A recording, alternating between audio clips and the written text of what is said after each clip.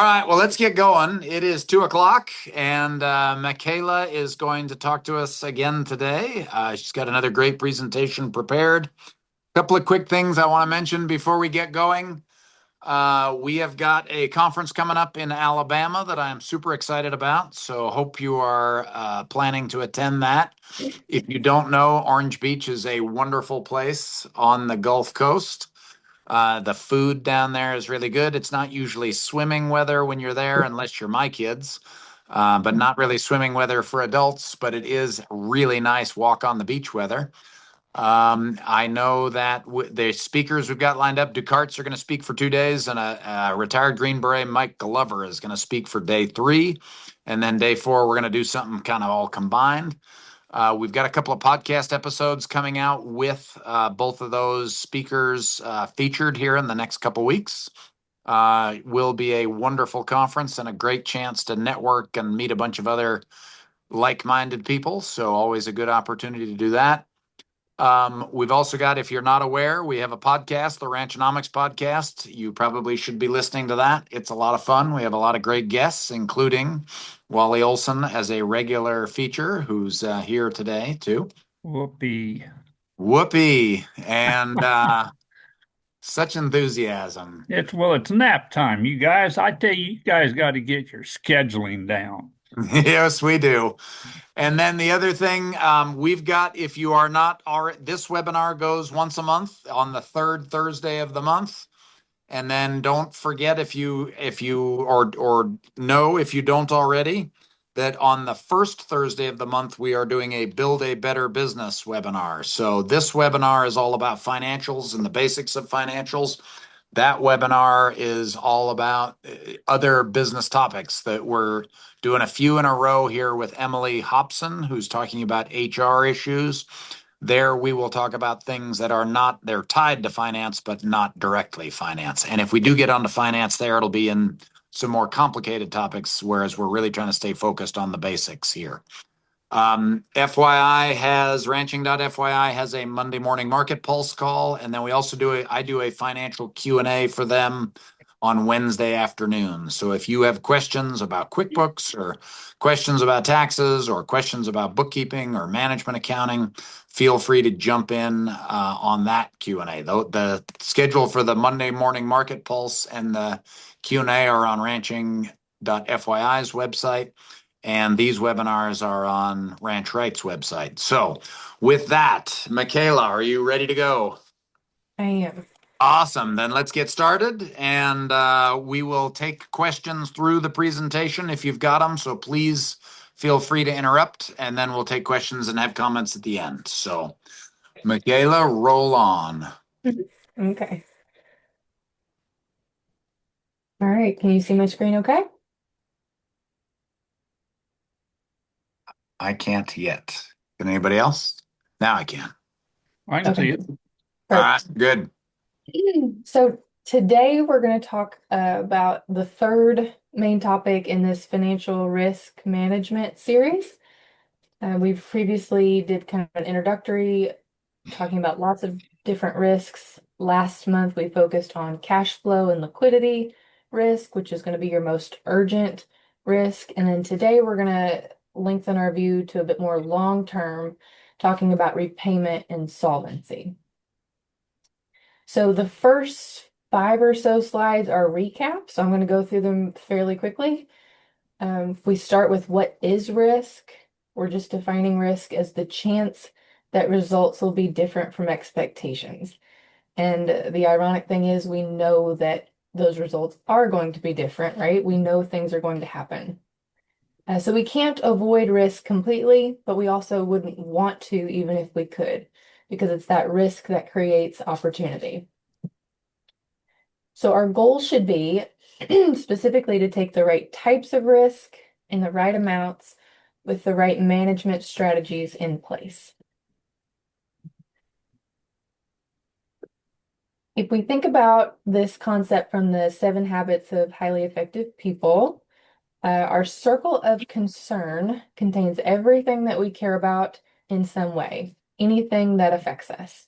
And this is where most of our risk comes from. Remember, these are things unexpected changes, right? We are concerned about them, things like the weather, markets, politics. They have a great potential to impact us, but we really can't control them. So what can we do? We're going to focus on these two inner circles, the circles of influence and control. And here we've got, this is anything that you can't necessarily control completely, but your actions and relationships and decisions can affect these things over time. And then we've got things that we actually truly can control. And I'm sure we would all love to make this circle a little bigger, but when it comes right down to it, we really only have direct authority over our thoughts, our actions, our attitudes, and our choices. Still, with both of these circles, influence and control, we can create resilience in our business. Here's a few examples of things that we can influence and some things that we can control, actual operating decisions. And when things don't go as planned, managing or influencing these things can help us withstand the challenge, right? So that's where we're focusing on today. We're going to think about the things that we can influence and control. This is the little graphic that I've worn out the last couple of months, but I think it really illustrates the idea as well. When we're talking about financial risks, we're really just comparing two things. We've got our obligations on one side. This is anything that we have to pay to stay in the game. And then on the other side, we've got our capacity. This is our ability to meet those obligations, to pay those expenses. So we know there's different types of obligations and capacity, and that's what the rest of this talk is about. If we think about financial risk specifically, like our obligations risks, no, not exactly. Really, risk are the unexpected changes that happen to our obligations or to our capacity, and it's anything that could cause our obligations to outweigh our capacity. So, think of anything that's going to make your obligations heavier. The other side of the scale is risk could come along and decrease our capacity. But there was a lot of examples last month of things that could decrease our cash or decrease the value of our current assets. So that's what we're thinking about over here. So if we come back to the idea of risk management, what can we do with our influence and control to make sure our obligations never outweigh our capacity, right? We want our capacity to always be heavier. So what are those things? We can intentionally choose to reduce our obligations, or we could choose to increase our capacity. This next slide has a lot on it. I'm showing it to you all at once. If you want to take a screenshot or something, you can. But last month we talked about cash flow risk and liquidity risk. So it's these two most urgent. If we think about this as a timeline up here, we talked about the two most urgent buckets. Today we're focusing on this repayment risk, which, that first payment usually happens in the first 12 months. You've got about 12 months to prepare for that first payment, but it's going to continue to happen, right? That's what makes this different from something like paying off a line of credit. So here we're talking about recurring payments, and we have to have recurring profit to make that happen or to make those payments. And then beyond is just thinking long term. So we've got payments due every year, but we've also got that bigger picture of what is our total debt obligation and what is offsetting that obligation.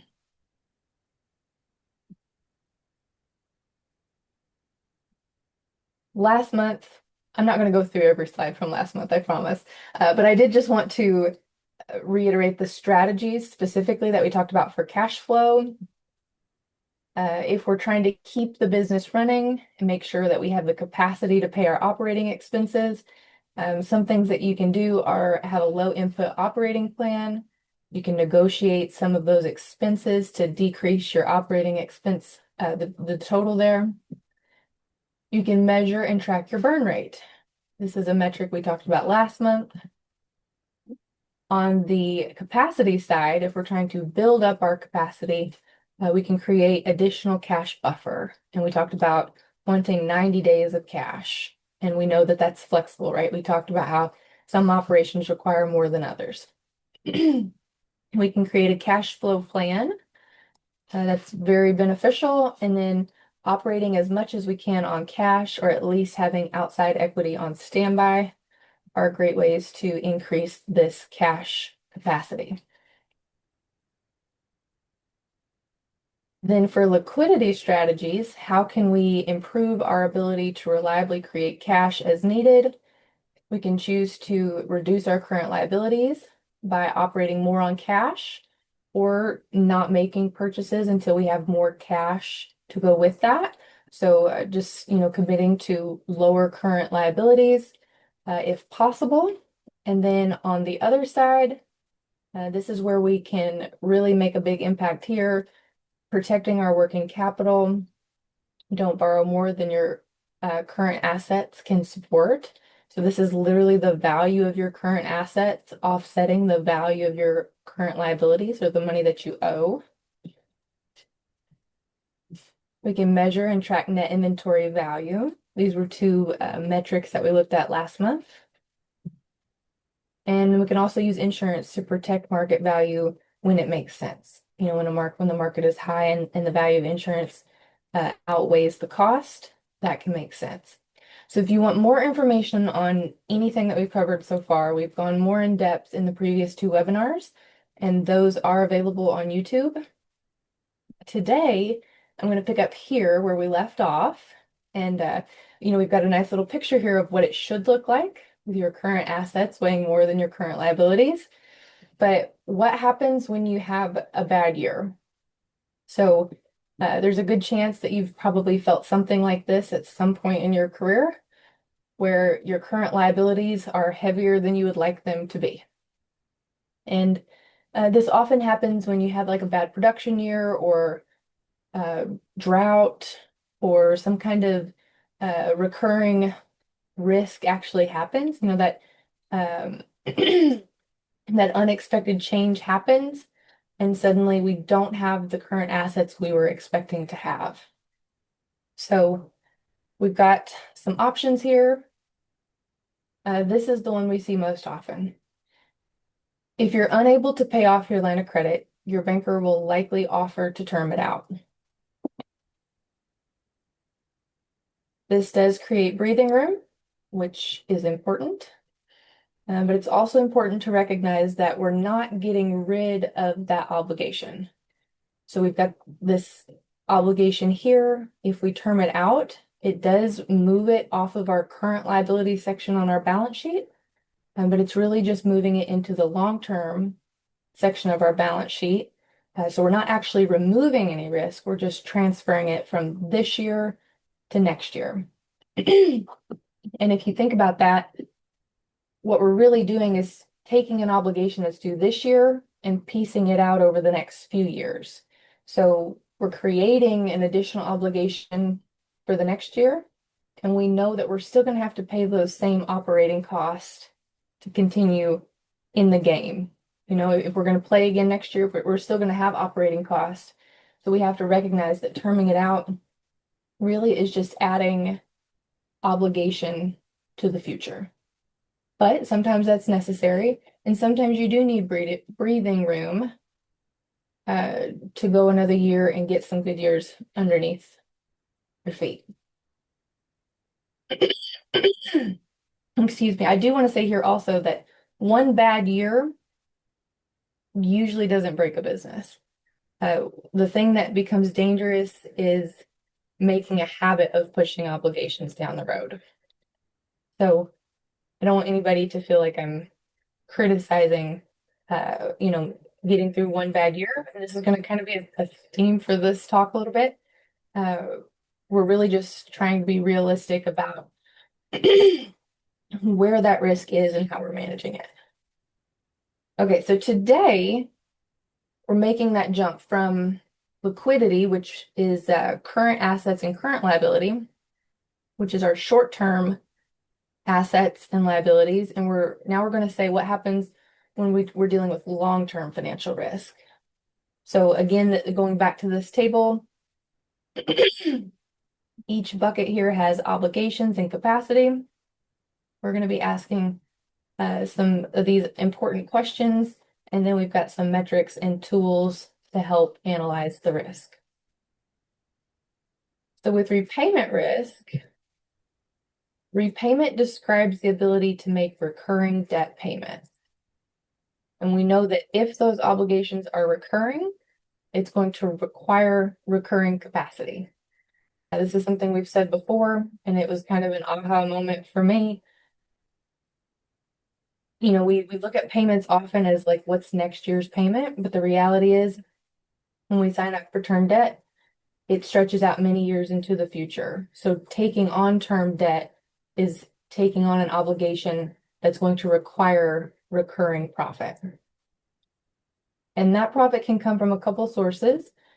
We hope that it comes mostly from net operating income. That's cash created by your business operation. But it's also totally reasonable to use some personal income, particularly if you're investing, if the debt you're taking on is, you know, also a personal goal or a personal investment. So what exactly is repayment risk? It's really just the chance that something outside of our control is going to reduce our ability to make our term debt payments every single year.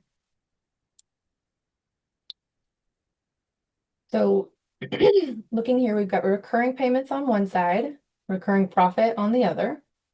And we want to make sure that this recurring profit always outweighs our payment. And this isn't just a one-year thing, this is every year. I've said this before.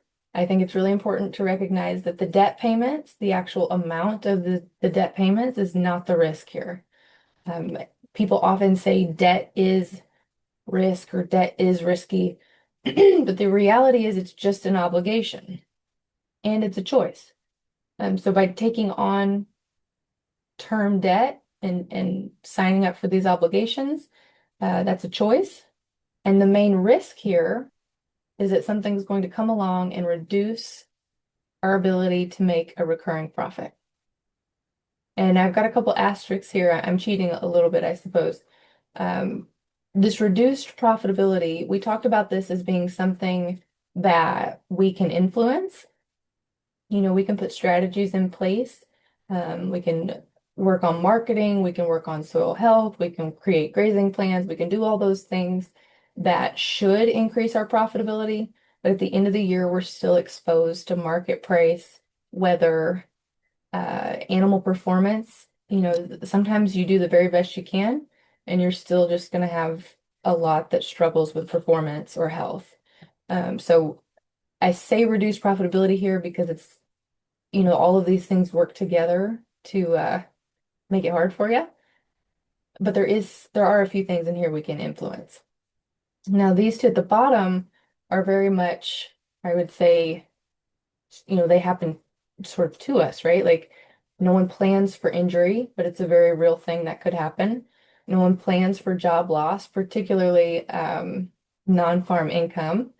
You know, I assume you're not going to fire yourself, but if some kind of job loss happens off of the ranch, then you know, that could really hurt your recurring income that you're planning on to be able to make these recurring payments. So what can we do? What is inside of our influence and our circle of control? There's a couple times in this presentation I'm gonna say things that are a little bit on the nose. This one here, you know, just don't buy it. I don't think anybody likes to hear this, you know, particularly when you've got big goals. And I am 100% for big goals. I just want to be on the record for that. But there are times when it's just a reality. We just need to reduce our payments. And on the other side here, what can we control? We can use term debt coverage and understand our target net operating income and whether or not that target is realistic and reasonable. We can create a plan for getting to that target net operating income. But using this debt coverage ratio and understanding it and measuring it often is a great way to protect your capacity. We can also run income sensitivity testing, which these two go hand in hand. We're going to talk about both today. And then we can use payment timing. And what I mean here is, maybe you have it, maybe the payment amount is not the problem.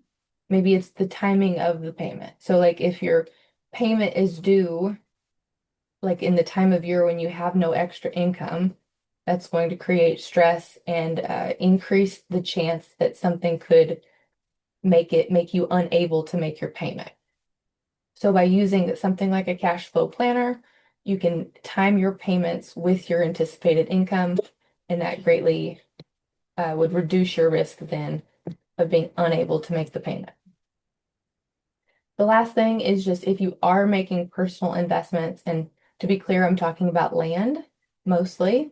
Land is something that generally is considered a personal investment. They go hand in hand with the ranch often, but you've got your operating business and then you've got land. They are separate assets. So if your goal is to buy all the land, you would for sure benefit from some personal income, and you might need some personal income to help make that happen.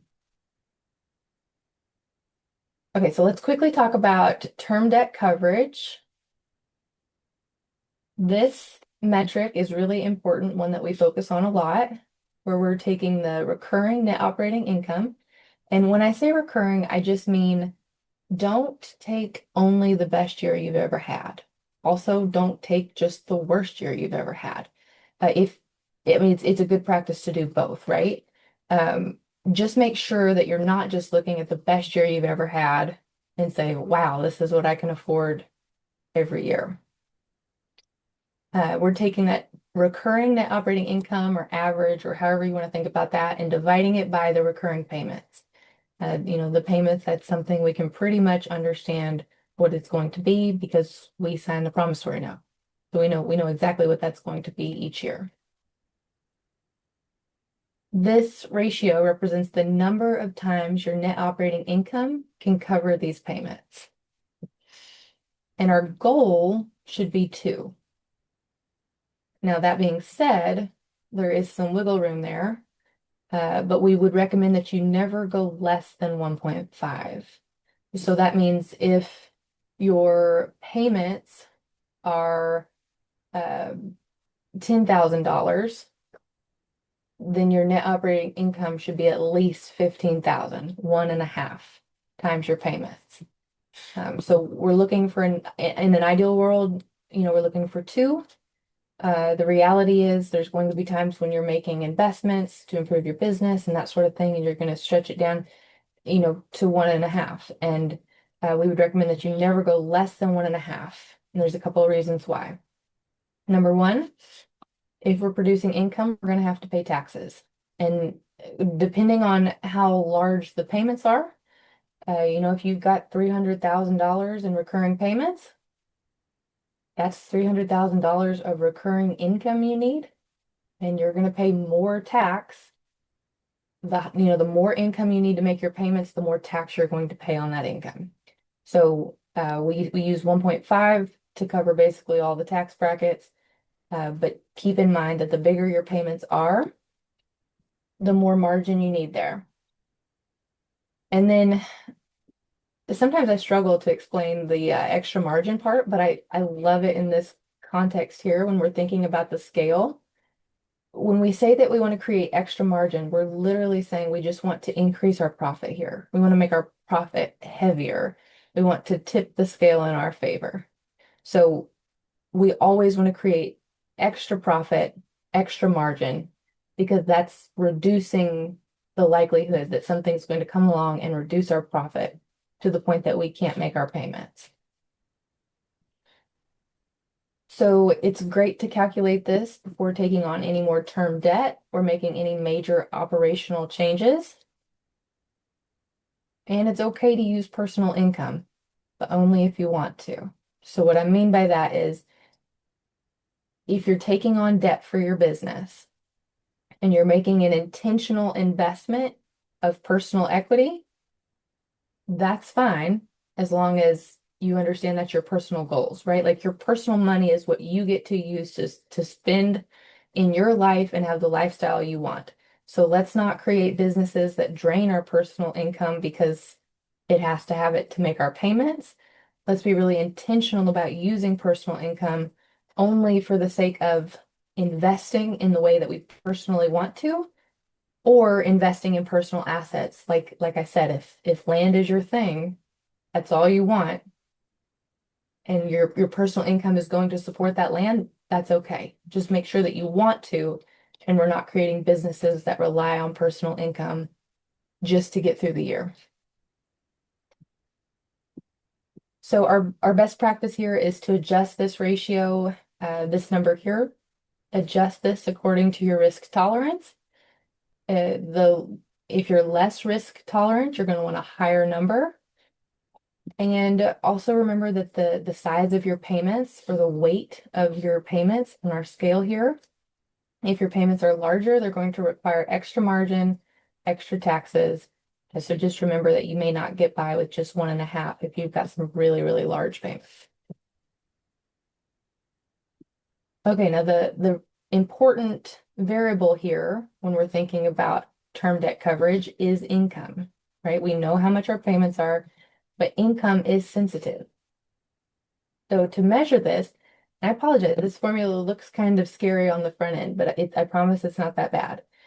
What we're doing is just taking our gross product and multiplying it by a change percentage. So say decreasing it by 10% or 20% or 30%. And then when you subtract the expenses, you could keep expenses exactly the same.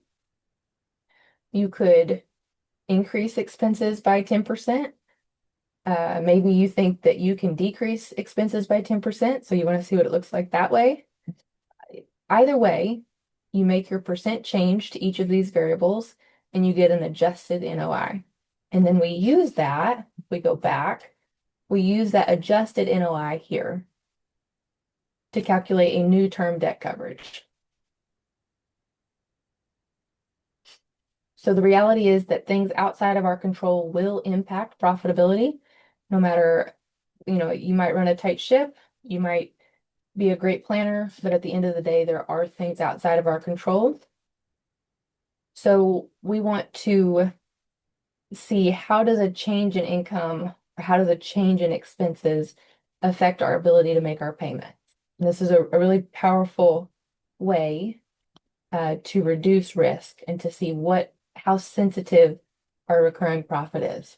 So this is an example. You can see here, this column here is 0% change in gross product. This is 0% change in expenses. So in this example, $30,000 is our projected NOI right here. And in this hypothetical example, I said our term debt payments is $19,000. That gives us a term debt coverage of 1.6, which is kind of right on that line, right? So that's why that's yellow. We could feel okay depending on our risk tolerance here, but we need to be careful, and we run this sensitivity analysis to see just how sensitive we are. And the reality is, with a 10% change in expenses, a 10% increase in expenses, these are just hypothetical numbers, right? I don't remember exactly what the gross product or expense number was, but in this example, it reduced the NOI to 23,000. So we would still be able to make this payment, but it might be basically break even after we pay taxes. And then if we go this way, a change in gross product, which is often a far bigger deal, we've got negative 15% change here, or if our gross product reduces by 15%, it goes here. If it's reduced by 30%, it goes here. And at that point, we're losing money. So you can see in this example, we're very sensitive to a decrease in price or expense. I'm sorry, to a decrease in gross product or an increase in expenses.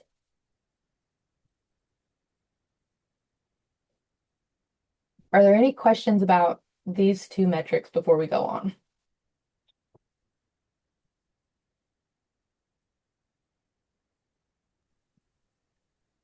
Is everybody comfortable with the idea of a sensitivity analysis? This idea that we want to know, how much of a decrease in revenue throws us off track or how much in an increase in expenses throws us off track?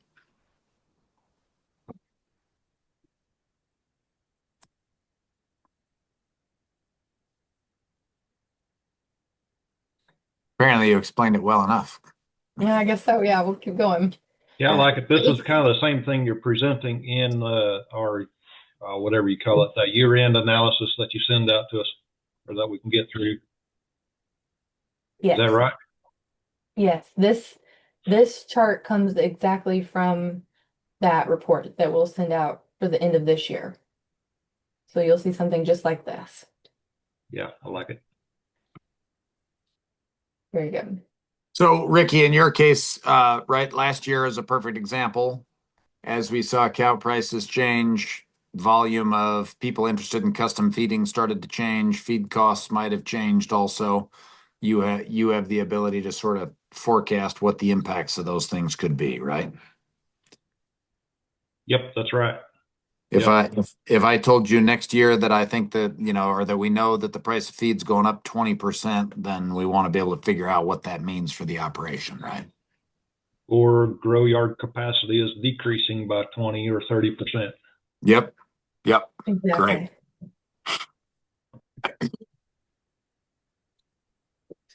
And the thing I like about this method is we're really just using that total gross product and total expenses. So you don't have to go line by line and make projections.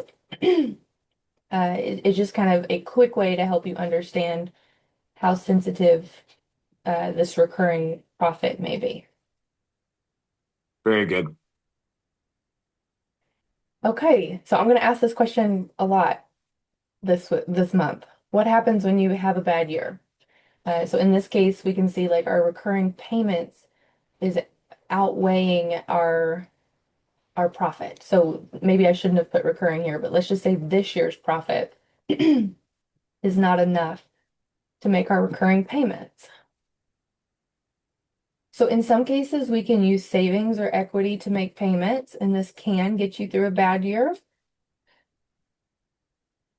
We can also restructure debt and stretch out the terms to reduce the payments. This can get you through a few bad years. But it's just critically important to understand that this is not building equity and it does not erase the debt or the risk.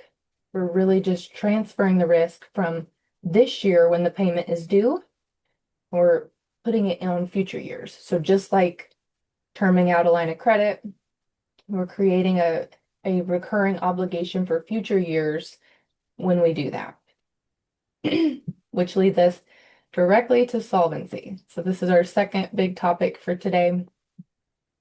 Solvency describes your long-term equity in the business.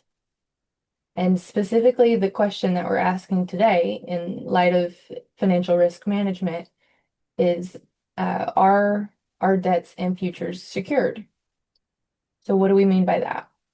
We often hear about solvency from a lender's perspective, and that's kind of where we're looking at it from the debt perspective. Is our debt secure? Do we have enough long-term equity to actually offset the loans we have? So Recording in progress. in this case, lenders care about solvency because they want to make sure they get paid.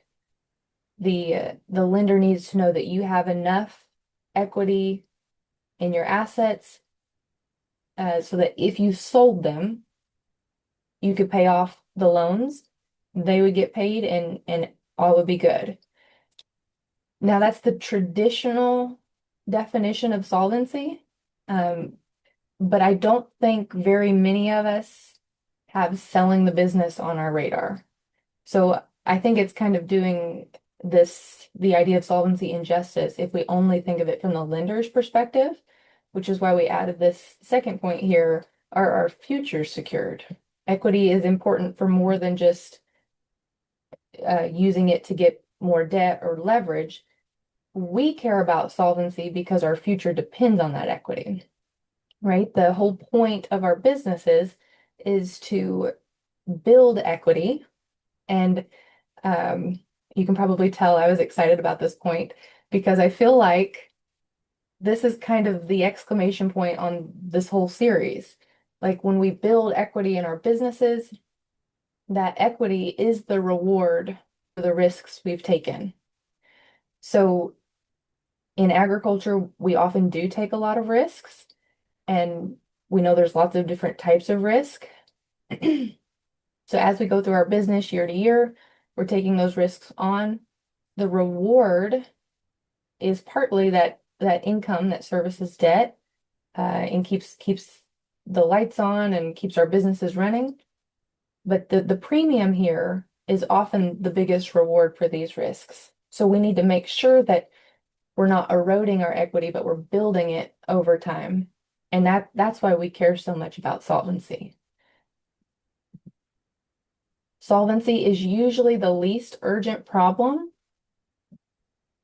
but it's also the heaviest and the hardest to fix when broken.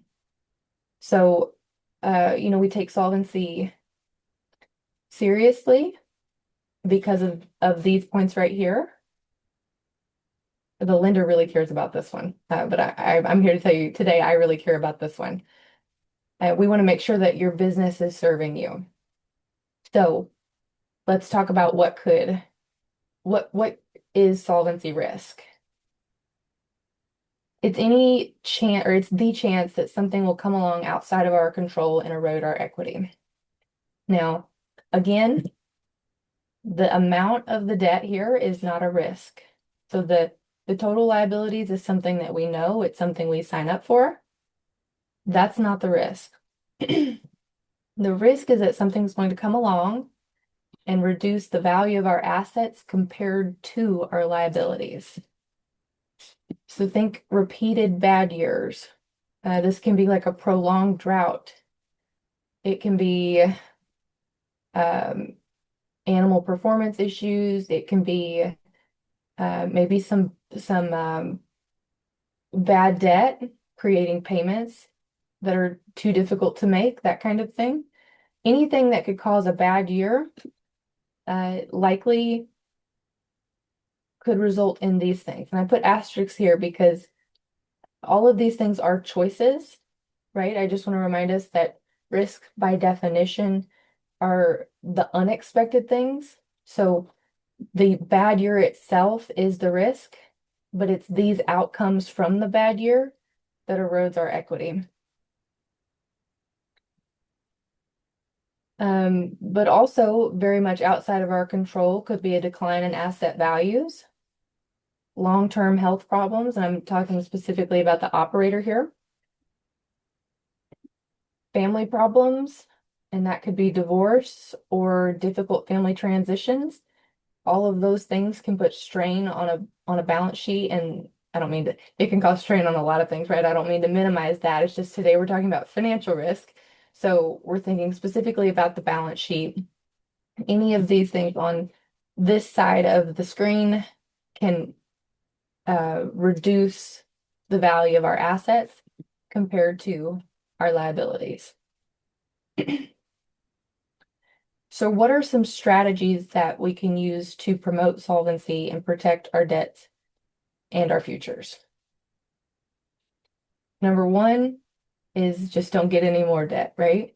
And again, I know sometimes this is really hard to hear when we see things that we want, or we want to grow our business. The reality is taking on more debt does increase the chance that our total assets or it's going to increase our exposure to the chance that something will come along and reduce our assets and reduce our equity. So I actually don't have very many things on this list, We've got debt to asset. This is a metric we're going to go over next. And then we've got the term debt coverage. I just wanted to mention this again because anytime you go under 1.5, you're increasing the likelihood that you're not going to be able to make your payment and increasing the likelihood that you'll have to restructure or use savings. And all of those things are going to decrease your equity over time. I should clarify here. I keep pointing to equity, or I keep saying equity when I'm pointing to total assets. And the reality here is that your assets are, I just want to remind you that it's assets less liabilities equals equity. Or said another way, it's your liability and your equity equals your assets. So I'm saying equity while I'm pointing to this, just because when this is reduced and your liability stays the same, it does decrease your equity. Okay, so if we're looking at debt to asset, the metric itself, it represents total equity. Obviously, the bigger the better. It's very similar to working capital, which we talked about last time. It's just short-term equity. In this case, we're talking about total equity. It's the ultimate financial buffer that helps you absorb shocks. And it also allows you to seize opportunities. So there's a lot of reasons to protect our equity. Now, this is the really hard question, right? Like we said, this is usually the least urgent problem. This is the very last stop on our risk timeline. So when we're looking at total liabilities and total assets, what happens when solvency or your equity is under pressure, under threat of your liabilities outweighing your assets? Here we have a couple insolvency warning signs. Something to signal that your equity may be under pressure. If you've got repeated restructurings, if you're always using your savings to make payments, if your debt is increasing but your equity is stagnant, or if you're feeling pressured to just keep going.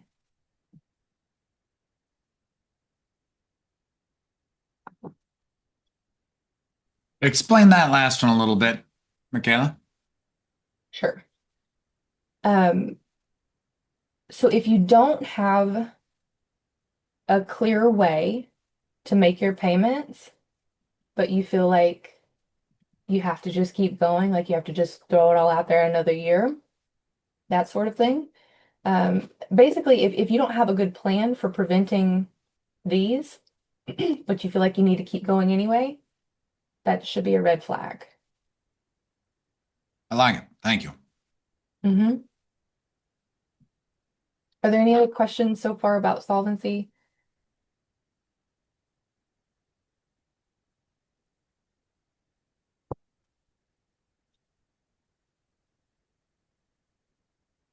Okay.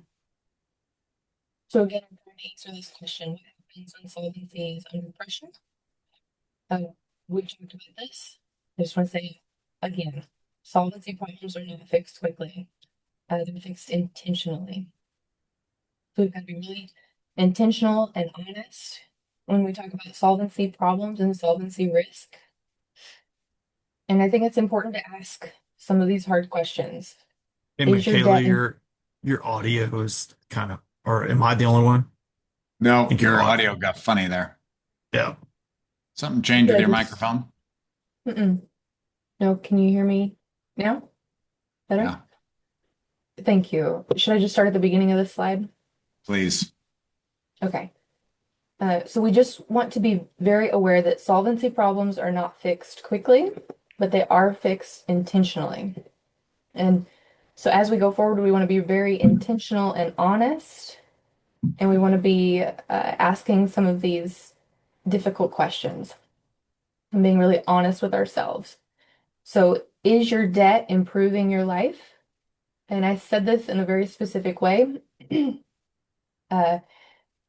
You may feel like your debt is allowing you to own the things you want to own, but at the end of the day, if you can't make the payments or if it's creating ridiculous stress in your life, or decreasing your ability to run your business, then it may not be improving your life. So I just want to be really clear about what the goal is here. Well, we want to improve your life. Can profitability improve fast enough? So in some cases, especially in early growth businesses or businesses that are just starting, businesses that are changing, sometimes you don't have proven profitability, but you have a good plan for that. It's just important to ask yourself, can profitability improve enough, fast enough? And then our last question here is your business creating a path towards your goals? So just making sure that we're not just doing something our grandparents always did, our parents always did. We're doing something that really matters to us and is improving our life. And if the answer to any of these questions is no, this is your permission to change course. And I don't say that lightly. I know that can be a really difficult thing. We're going to talk about what that means. Well, and actually, before I talk about what it means, I want to talk about what it doesn't mean first. I want to be very clear. I am not telling you to give up on your dreams. So we're not saying walk away. This has always been one of my favorite memes. If you know me, you know that I'm a dreamer. I love to set goals. I like big goals. And this one has always spoken to me because I feel like if you're not calling your dreams names, you probably haven't set your goals high enough. So I'm My not guess is that saying, Joy identifies with that since she is taking a picture of this meme as we speak. and yeah, I want you to Somebody's see the lived this picture. once before, huh?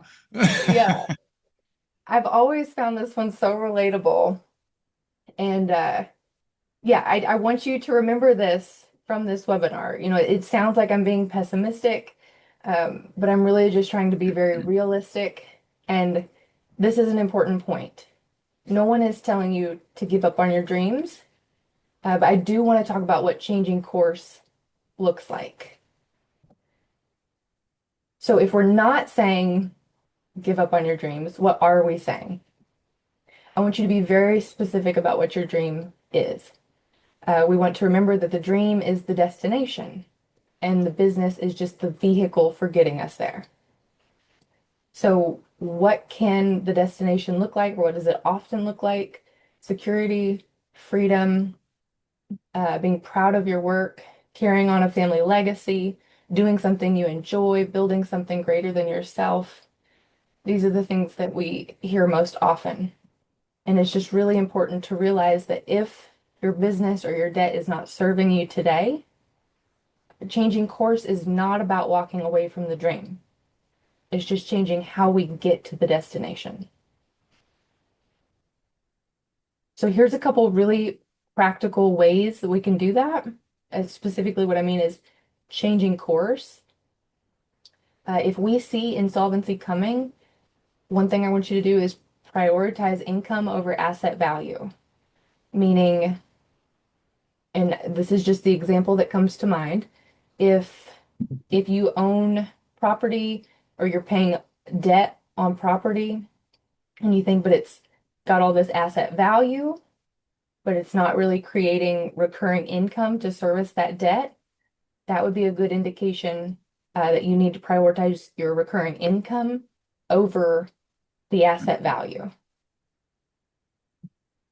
Another way that you apply this idea is if an asset is not producing recurring income for you, it's just kind of dead weight. Like maybe it does have some equity, maybe it's a good, maybe it's a nice asset, but it's not producing recurring income that helps you pay the debt, make the payments. That's something that could be sold to pay down debt. And especially the really easy one is if it's just truly a dead weight asset. It's just, the tractor you fire up once a year or something. freeing that capital up to pay down the debt could be a good thing. If the tires dry rot before you've worn the tread off of them, you're probably not using it enough. Yes, that's a great indication.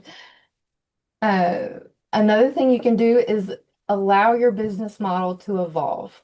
And I'll say, I think Ranch Right customers are the best I've ever seen at this, being open-minded to changing a business and not just doing something that's always been done, but looking for ways to improve the business model specifically. And there's a couple things to look for here. Anytime you can have income producing enterprises that are less capital intensive, that's going to help you when it comes to insolvency. Also, focusing on your economic engine. So, if you've got a little enterprise over here, it may be profitable, it may have a great gross margin, but if it's not the big enterprise in your business, you may benefit more from focusing on the big one. Not to say that you shouldn't scale the little one, but just make sure that the thing that's your economic engine, the thing that's really running your business, just make sure that's as good as it can be before focusing on the little things. And then this one we talk about a lot, but just getting better before getting bigger is a great way to make sure that when you take on debt, it is serving your business at maximum capacity, right? We're not just taking on debt to get bigger, but we're making sure that our business is as good as it can be before we do that. Oh, one more thing I wanted to say here. Proactivity in this situation here, where if you're trying to change course, proactivity is power.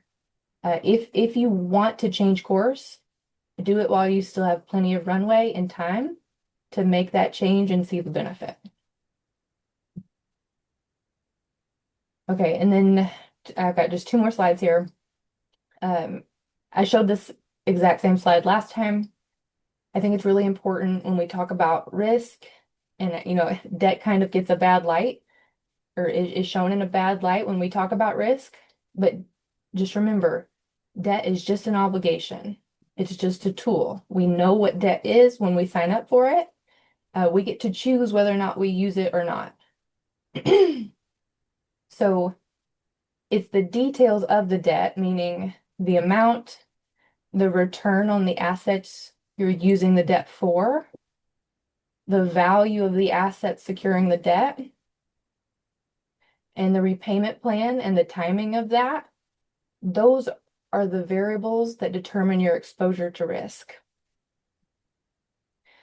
And I think this is just a really important goal. Many in our industry like to stir up negative feelings about banks and lending. And I prefer the idea that we can manage our business and our debt in a way that creates good results and good relationships, that we can service our debt well, use our debt well. And in my mind, there's no reason why every one of us can't be our banker's favorite customer. So I prefer to approach it with proactivity and intentionality here. I don't want this to come off as debt is a bad thing. Okay, so the last slide, just a summary of kind of everything we walked through today. We've got the definition of risk there. Repayment risk is, can we make recurring payments with recurring income? And we use term debt coverage and income sensitivity testing to understand what our current capacity is and our exposure to risk. How likely or how sensitive is our income to risk? And then solvency risk is, oh, I didn't change that. That's my fault. It says reliably create cash as needed. That was from last month. That's liquidity. Solvency risk is are our debts and futures secure? Okay, so we're making sure that both of those things are secure. Using the debt to asset metric can help us measure our long-term equity, make sure that we're not putting it or exposing it to too much risk. And then Changing course is not a metric, just an idea. But I just want to emphasize again that we want you to get to your ultimate destination, and the vehicle you use to get there could take many forms. The underlying principle here, if you remember nothing else from the last three webinars, is, well, two things. Don't give up on your dreams. And then also risk management is really just making sure that our capacity always outweighs our obligations. Whatever time frame we're looking at, it's just a really simple framework to help us measure our exposure, measure our risk, and make sure that we're always able to meet those obligations and stay in the game. Okay, are there any questions or thoughts?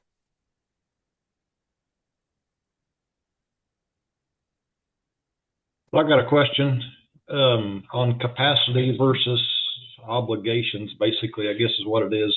So we have restructured our debts in the past, and just like you said, that has increased the recurring payments long Right. term. So in general, if we have a good year or two, is it better to increase capacity or reduce those recurring payments? I know that may be operation and personal specific, but is Mhm. there any thoughts from any of you? That's a great It's a question. great question, Ricky. The Yeah. $1 million question right off the bat. Great question. Yeah. Hear what And Michaela says. well, it makes me go back to our webinar last month when we talked about, having some cash, like if you have extra cash, should you use it to pay down debt or build up your cash reserves? And I I think it would be really tempting to pay down the debt, but I think it really depends on your cash position. Let me see if I can. Hold on. Hold on. Okay, here we go. Let me see if I can find the slide I'm looking for here.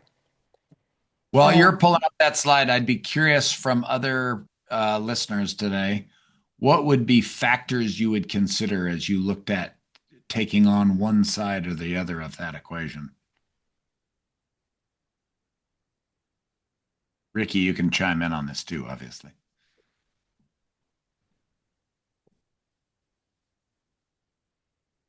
Would a 20-year-old or a 70-year-old think about that differently?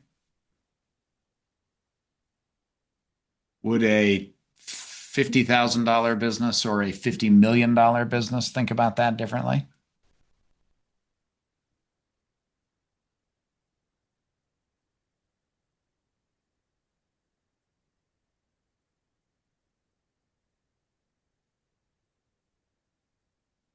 Would a 5-acre ranch versus a 50,000-acre ranch think about that differently?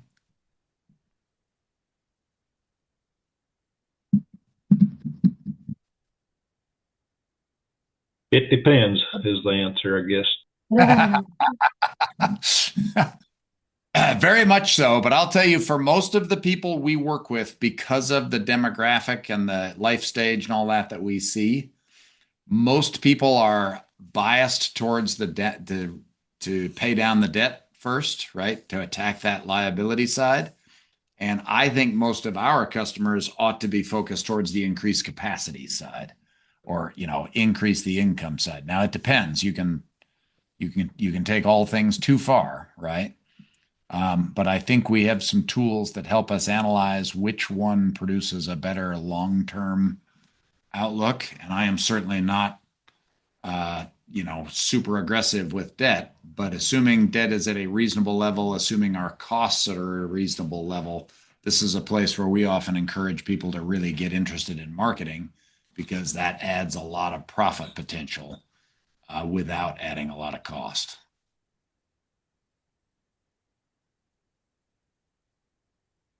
I like your answer, Ricky. It depends. Uh, I was gonna say this feels a little bit like a trick question because I can see both sides. Um, and so I was thinking of it kind of in these buckets. We've got the cash flow You risk. sharing a different screen now? Yes. Okay. You see my yellow chart? Yep. Okay, good. Your financial Okay. risk timeline. Yes. Yeah, good. So, we've got these four buckets here, and throughout the last few months, we've been talking about how you can transfer financial obligations. Like if you can't pay these operating expenses, you can use a line of credit. And if you can't pay off your line of credit, you can term it out and have new recurring payments. And if you can't make those payments, you can restructure it and use equity to create new debt or more additional long-term debt. So what that means is we can very easily get in the habit of transferring risk over. And like we talked about at the very end here, this risk here, the erosion of equity, it's the least urgent. We don't feel it right away, but it's the heaviest, right? Because it's impacting our future. And the other thing that I think is really interesting about this is cash. So what you're talking about, Ricky, is increasing your cash. You have a good year. You've got more cash than normal. Cash can help all of these things. You can use cash to pay down your current liabilities. You can use cash to make your payments. Cash absolutely increases your total assets, but it doesn't go the other way. Our long-term assets aren't going to do us a bit of good for paying our operating expenses. Uh, so in my mind, cash is kind of the ace. If you've got cash, you can use it for anything. And I personally am biased towards keeping that card in your hand. If you pay it down, and it's a personal decision for everyone. If you pay it down to make a payment or pay down that debt or pay it off, it might help your cash flow. If you've got just one payment left and on that restructured debt and you can pay that off and then you don't have to worry about that anymore, that seems reasonable. Um, but if you have cash, you can always use it to help with any of these other buckets. So I love that question.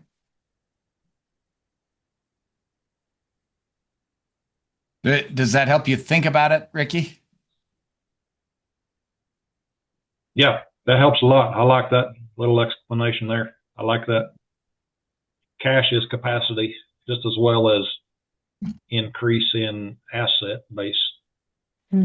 Yeah, that's a great way to say it. Cash is very much a current asset. Cash, you only get cash if you're profitable, and cash is this says long-term asset, but it could say total assets here. It probably should say total assets here. Cash is a total asset. So yes, cash fits all of these things and can help you get through any of these risk buckets. Thank you. Thank you. I kind of wish I had put that as a slide now. Need to update the PowerPoint. I have a friend who invests in residential real estate. He loves nothing more than to hear that somebody is selling because they went to a Dave Ramsey deal and have decided to get rid of all their debt. Mm. Uh, Again, I'm not against Dave Ramsey, not against getting rid of all your debt, but he just feels like sometimes people get into that, and I've seen people do this in the cow business. They get into that type of thing. They get sick of debt. They forget about what the power of it is, and then they just start selling to get rid of it. And they don't sort of do a complete a more holistic analysis of it. hmm It does feel great to be out of debt, but it also feels great to have a business that's still functioning too. Exactly.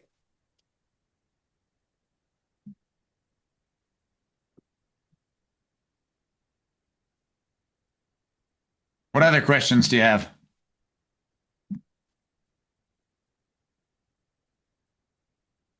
We're a small group today, so not too many questions. Mhm. If you think of anything, please let us know. We Yeah, can help you with these metrics. Each of these metrics will be in the end of year business summaries that we send out. So we can help you analyze any of these risks in your own business when we do our annual end of year reviews. very good. Michaela, great job. Thank you very much for covering this. This That's kind of puts a cherry on top of the series here. So very good work. Thank you. Right. So Michaela will be doing this webinar again, but in March, because as most of you may know, I forgot to mention at the beginning, we do not have a February webinar because we're going to be in Alabama doing it live. So if you want to ask Michaela questions in person, you can do it down there in Orange Beach. That'd be a great time. This also, as she mentioned partway through, this webinar will be available on our YouTube channel here and within a couple of days and on our website. So if there's stuff you want to review again from it, things that maybe we walked through quickly, you can go there and replay it. So Michaela, thank you very much. Thanks to all of you for joining us today, and look forward to seeing you shortly.